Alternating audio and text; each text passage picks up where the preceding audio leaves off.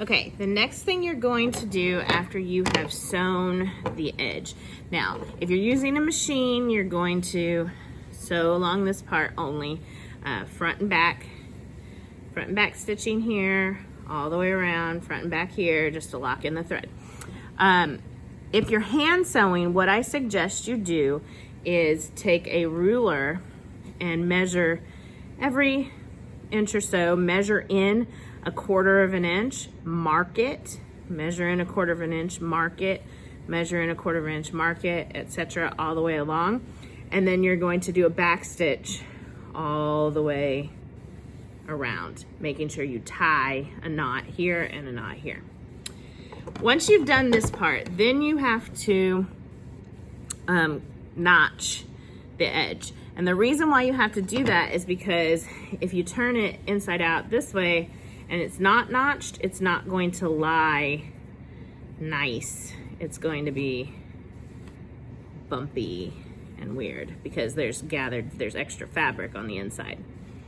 So it's like this.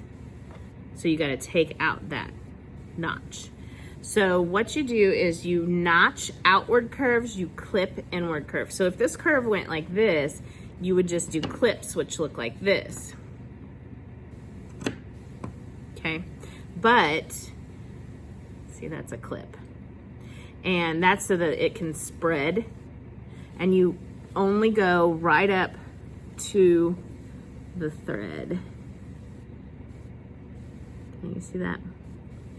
So you don't go through the thread, you go right up to it without going through.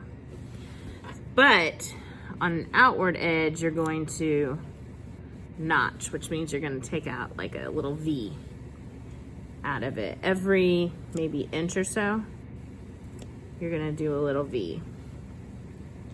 Okay? Making sure that you do not cut through the stitching. Cut through the stitching, all is not lost. You just got to go back in and re-stitch over it. But it's a lot easier if you avoid cutting through it.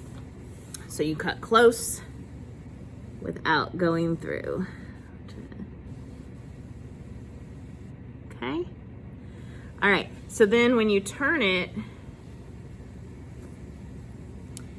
and you push it all out nice, it curves nicely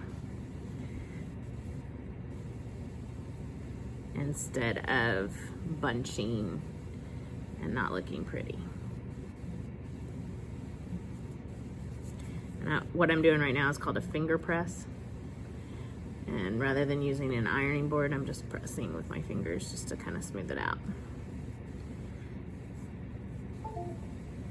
Okay, so now it lays nice and pretty. Okay, so you're going to notch everything on that edge of both pieces.